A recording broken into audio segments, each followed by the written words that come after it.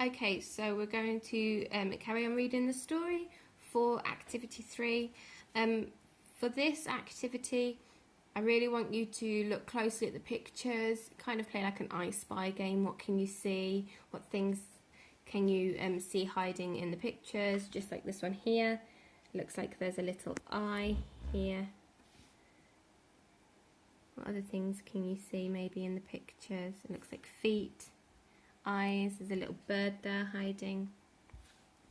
Okay, but also what I want you to do is we're going to turn to a page where we see the stepmom, and everything behind the stepmom is black. And I want you to really think about why Anthony Brown may have chosen those particular colours and that particular image at this point in the story.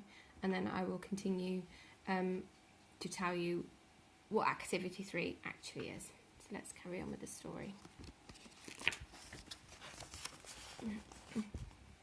When they were deep in the forest, their father said, "Hansel and Gretel, you go and collect some wood and I'll make a fire to keep you warm."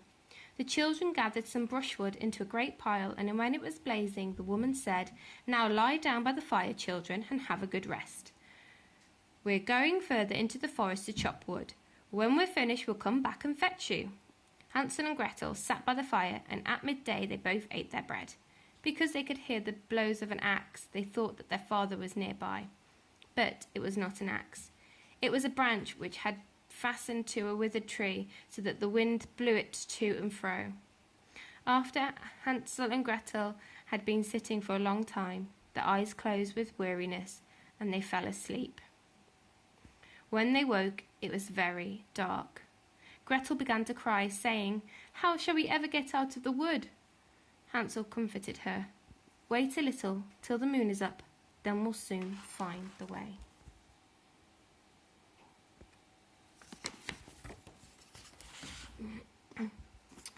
Once the full moon had risen, Hansel took his little sister by the hand and followed the pebbles, which shone in the moonlight, and showed them the way.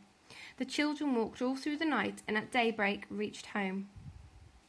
They knocked at the door, and when the stepmother looked out and saw who it was, she said, "You wicked children, why did you sleep so long in the forest? We thought you were never coming home."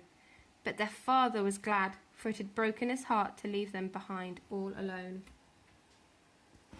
And this is the picture.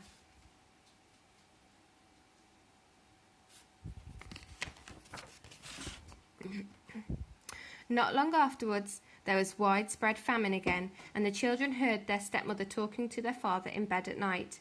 "We have only half a loaf left. After that there is nothing. The children must go. We'll take them deeper into the forest this time, so they can't possibly find their way back.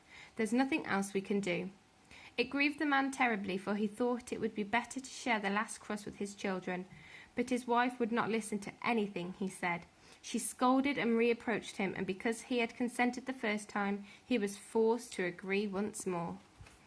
The children were still awake and had overheard them talking. When the adults had gone to sleep, Hansel got up to collect pebbles as before, but the woman had locked the door, and he could not get out. Still, he comforted his little sister. "Don't cry, Gretel. God will help us again." I wonder why Anthony Brown keeps referencing the stepmother as the woman rather than her name or her title.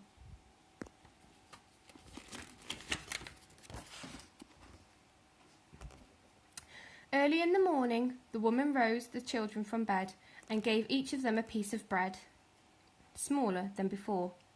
On the way to the forest, Hansel crumbled his piece into his pocket, often stopping to drop the crumbs on the ground. "Hansel," said his father, "why do you keep stopping and looking around? Come on." "I'm looking at my little dove, which is sitting on the roof, saying goodbye to me," said Hansel.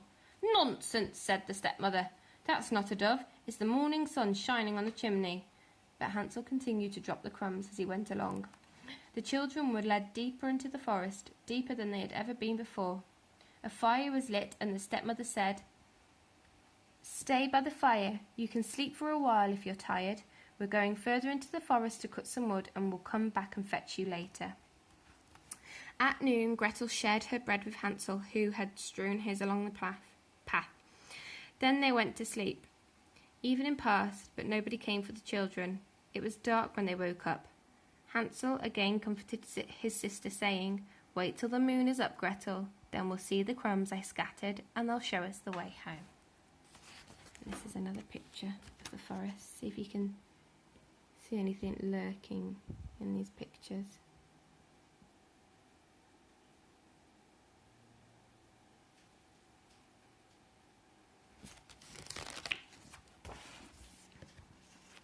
I can't show you the next page.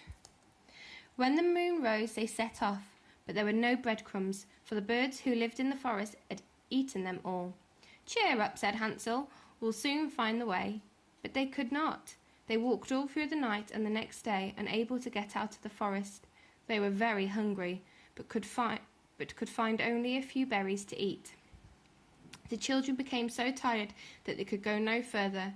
They lay down under a tree and went to sleep. It was the third morning since they had left home, and still they walked on, deeper and deeper into the forest. If help did not come soon, they would perish. At midday, they saw a beautiful snow-white bird perched on a branch and singing so sweetly that they stopped to listen. After a while it flew away, and they followed it until they came to a little house, where the bird perched on the roof. When Hansel and Gretel went closer, they could see that the house was made of bread, the roof was cake, and the window panes were clear sugar. And we're going to leave it there for this activity. That's why I can't show you the next page. What I would like you to do is, I have typed up some key questions that I would like you to answer in your workbooks. If you could write in full sentences, that would be perfect. Just questions like, why do you think the stepmother wanted to leave Hansel and Gretel in the forest to begin with? And is it fair on them to be treated that way? And also, how do they feel being left in the forest? And then I would like you to tell me how you would feel if you were Hansel or Gretel. Okay, there is an optional activity that you can do, so you don't have to do it. But what I would like you to do is to draw what you think the house looks like. The house that is made of bread and with a roof cake for a roof and window panes that were clear sugar. Tell me, draw a picture of what you think it looks like, and maybe you could label it with some adjectives as well. Okay, I'm going to carry on reading the story in the next video.